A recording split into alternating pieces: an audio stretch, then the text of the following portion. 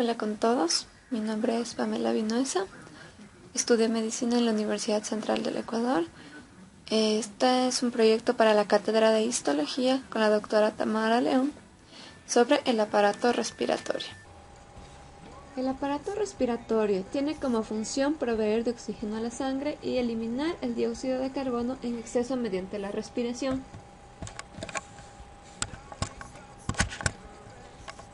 Este aparato está formado por una parte conductora, una parte respiratoria y por mecanismos de ventilación. La parte conductora a su vez está dividida en vías aéreas superiores y vías aéreas inferiores.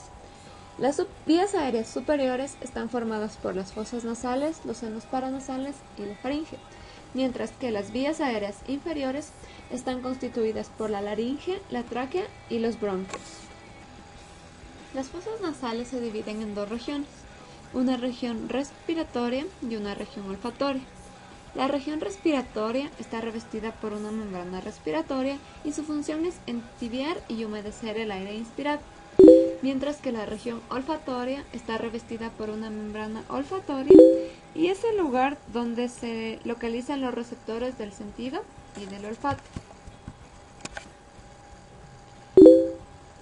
Las fosas nasales conducen hacia el vestíbulo nasal, representado por los primeros 1,5 centímetros de la cavidad nasal en la nariz externa. El vestíbulo está revestido por piel con gran cantidad de pelos terminales, las vibrisas, que captan polvo y bacterias del aire inspirado. El epitelio de la cavidad nasal es un epitelio cilíndrico pseudoestratificado ciliado y contiene numerosas células caliciformes. Aquí podemos ver el epitelio y las células caliciformes. Este epitelio descansa sobre una lámina propia de tejido conectivo, que es donde podemos encontrar numerosas glándulas mixtas. Esto quiere decir mucosas y serosas.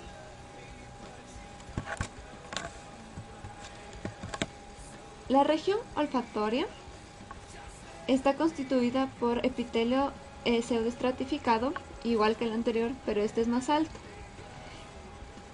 Y tenemos la presencia de tres tipos de células importantes.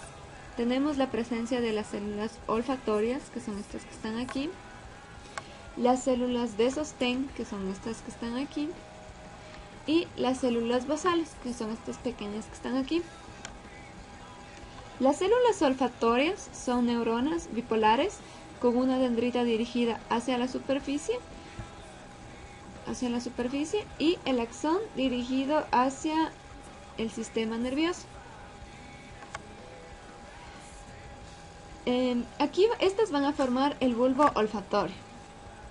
Las células de sostén, que como dijimos son estas de aquí, suelen tener abundante organelas y son las que separan las células olfatorias entre sí. Y el último tipo de célula, que son las células basales, son células pequeñas, ubicadas en la base del epitelio, bastante indiferenciadas y tienen una gran capacidad de hacer mitosis. Otro componente del conducto respiratorio son los senos paranasales, que son espacios llenos de aire comunicados con la cavidad nasal a través de orificios estrechos. Están revestidos por el mismo tipo de mucosa que la cavidad nasal, pero por lo general el epitelio es más delgado y la lámina propia es muy fina y contiene escasas glándulas pequeñas. La parte superior o nasal de la faringe, también conocida como nasofaringe, está revestida por el mismo epitelio cilíndrico pseudoestratificado ciliado de la cavidad nasal, lo cual también vale para la orofaringe, si bien aquí encontramos la mucosa más delgada. La trompa de Eustaquio también está revestida por este tipo de epitelio y las amígdalas palatinas, que están por detrás de la nasofaringe, también presentan este epitelio cilíndrico pseudoestratificado, pero aquí hay pequeñas zonas donde nosotros vamos a encontrar epitelio plano estratificado. Bien, continuando ahora con los componentes de las vías aéreas inferiores, tenemos a la laringe. La laringe es una estructura hueca de 4 o 5 centímetros de largo que comunica la faringe con la tráquea. Está compuesto por un esqueleto cartilaginoso articulado que se mueve por acción de los músculos laringe. La laringe también es un órgano que produce sonidos que en el ser humano contribuye a la fonación. La laringe está formada por una serie de estratos. Por ejemplo, tenemos la túnica mucosa. En las zonas expuestas a acción mecánica, la lámina epitelial de la mucosa laringea está compuesta por un epitelio plano estratificado. Y este epitelio lo encontramos principalmente aquí, en la sección de la cuerda vocal verdadera. Tenemos la lámina propia, que se compone de tejido conectivo bastante laxo y se hace más denso en profundidad mientras más se va acercando a los cartílagos. Y esta no siempre se va a diferenciar de la túnica submucosa. Los cartílagos laringeos son, en principio, hialinos, pero el cartílago epiglótico y parte de los cartílagos pequeños son elásticos. Con la edad se pueden calcificar los cartílagos hialinos. Esta es la sección donde podemos ver el cartílago hialino y es el cartílago tiroides. Los músculos de la laringe son todos músculos esqueléticos estriados que aparecen en gran número debido a la necesidad de movimientos muy exactos y complejos.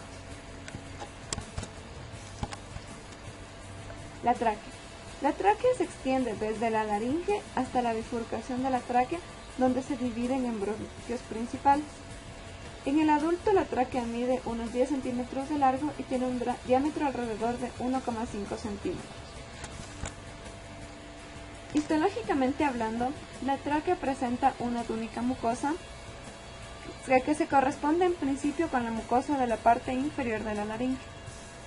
Tenemos aquí una lámina epitelial, que es un epitelio cilíndrico pseudoestratificado, compuesto sobre todo por células recubiertas por cilias y células caliciformes.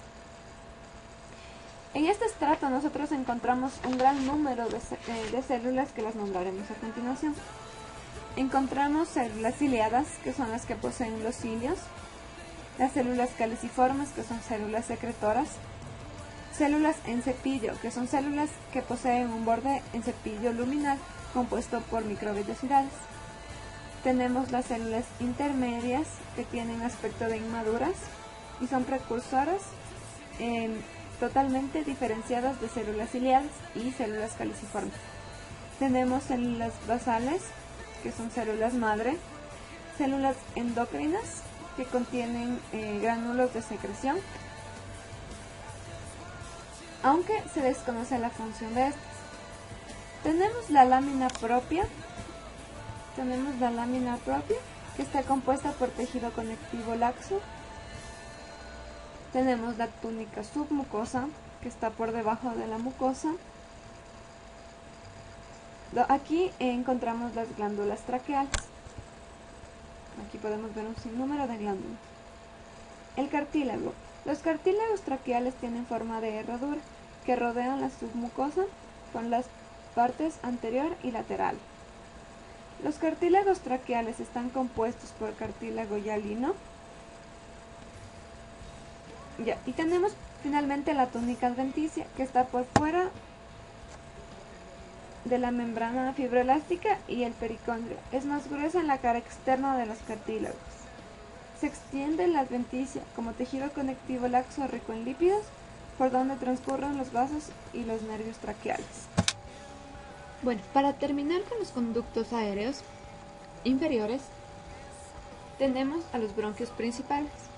Los bronquios principales comienzan en la bifurcación de la tráquea, o también llamada carina, y transcurren como bronquios principales derecho e izquierdo hacia los pulmones. Las características histológicas de los bronquios se asemejan muchísimo a las de la tráquea. Aquí tenemos el bronquio principal derecho y el bronquio principal izquierdo. Debemos notar que el derecho es más corto, pero su diámetro es mayor, mientras que el izquierdo es más largo, pero su diámetro es mucho menor. Antes de continuar con el estudio de los bronquios, vamos a ver los pulmones. Los pulmones son órganos pares, cada uno ubicado en su mitad torácica. Debido a la ubicación del corazón hacia el lado izquierdo, el pulmón derecho es más grande que el izquierdo. Ambos pulmones están divididos en lóbulos, de los cuales el pulmón derecho posee 3, mientras que el pulmón izquierdo solo tiene 2, 1 y 2. Los lóbulos están separados por profundas fisuras que llegan casi hasta el bronquio principal. Los lóbulos a su vez se subdividen en unidades menores denominadas segmentos broncopulmonares, que a su vez se dividen en lobulillos. La superficie externa de los pulmones está recubierta por una membrana serosa, que es la pleura visceral. Tenemos una estructura denominada árbol bronquial. En cada pulmón, el bronquio principal se divide en varias ramas, que se dividen a su vez y así sucesivamente. Teníamos los principales, tenemos los secundarios y a su vez se van dividiendo cada vez más. De este modo se forma un sistema arboriforme de ramificaciones bronquiales, el árbol bronquial, alrededor del cual se organizan las porciones respiratorias del pulmón. Las ramificaciones de los bronquios, primero los primarios, luego los lobulares y los segmentarios, y los bronquiolos siguientes, suelen ocurrir por dicotomía. Así se forman unas 21 generaciones de ramificaciones, siendo los bronquios están representados por las 7 primeras generaciones, mientras que las 14 siguientes están representadas por los bronquiolos. De estas 14 generaciones, los 7 primeros aún estarían dentro de lo que es la parte conductora y los 7 últimos vendrían a ser parte de la parte respiratoria del sistema. Continuando con los bronquios. Luego de haber penetrado en el pulmón los bronquios primarios, por dicotomía van a dar origen a los bronquios secundarios, llamados intrapulmonares, los cuales al corte transversal ya presentan sus contornos redondeados. Esto se debe a que el esqueleto cartilaginoso ya no es el anillo incompleto y único, sino que son varias láminas irregulares de cartílago unidas por tejido fibroconectivo y elástico que distribuyen alrededor de la luz del conducto. Por dentro de esta capa de fibrocartílago encontramos una submucosa con glándulas mucosas y mucoserosas. En medio del tejido conectivo rico en fibras colágenas, también encontramos una condensación de fibras elásticas que está separando la submucosa del corión. El corión está formado por tejido conectivo laxo con predominio de fibras elásticas. Hacia adentro encontramos la membrana basal y luego el epitelio de tipo respiratorio, que era el epitelio pseudoestratificado cilíndrico ciliado con células caliciformes, pero disminuido de altura. El bronquio terciario, también llamado bronquio fino, son el resultado de la división del bronquio secundario. Son muy delgados y su diámetro varía de 1 a 2 milímetros. Su pared nos presenta 3 capas que de adentro hacia afuera son la mucosa, la fibrocartilaginosa y la adventicia. La capa mucosa nos presenta un epitelio respiratorio más bajo con menor cantidad de células caliciformes, así como de cilios vibrátiles. El epitelio se asienta sobre la membrana basal. El corión contiene tejido conectivo laxo y elementos vasculares. La túnica media se caracteriza porque ha disminuido el número de placas de cartílago, tanto que en algunos sitios su presencia es insignificante. Estos rezagos cartilaginosos están unidos por el tejido conectivo fibroso o el mismo que se halla por fuera. A este músculo que está uniendo el cartílago se le conoce como músculo de Reisens, cuya contracción hace que la luz del conducto se presente estrellada al corte transversal, lo que está dado por unos pliegues longitudinales. La capa externa está formada por tejido conectivo laxo donde están corriendo los elementos vasculares, linfáticos y nerviosos. Los bronquiolos son el resultado de la división de los bronquios finos y constituyen la porción terminal de los conductos aéreos del aparato respiratorio. La primera variedad corresponde a los llamados bronquiolos terminales. Su pared está constituida por 3 estratos. El interno, formado por la mucosa, con su epitelio cilíndrico alto con cilios vibrátiles, asentado sobre la membrana basal. El corium es una capa delgada con fibras elásticas, por afuera del cual ya no hay cartílago, y en su reemplazo encontramos una capa muscular robusta formada por músculo liso con fibras de dirección espiral que enrollan en sentido contrario. Este es el músculo de Reisensen. Por fuera hay una fina capa de tejido conectivo laxo, el cual tiene un diámetro de 1 milímetro, y en su porción terminal el epitelio se vuelve cilíndrico, bajo o cúbico. El bronquiolo respiratorio. Este es el resultado de la bifurcación del bronquiolo terminal. Esta variedad es la última división en el árbol bronquial y, como dijimos, es el único componente de la parte respiratoria. Tiene un epitelio cúbico bajo sin cilios. El epitelio va disminuyendo de altura para en su porción distal volverse plano. Por fuera hay una delgada membrana basal y un corium muy escaso. El músculo de Reisensen casi ha desaparecido. Se ha reducido a escasas fibras discontinuas y dispersas difíciles de observar al cordo transversal de este conducto. Las principales características de estos conductos es la de presentar de trecho en trecho, intercalados en su pared, unos orificios que comunican con una estructura denominada alveolo pulmonar, cuya función es realizar la hematosis.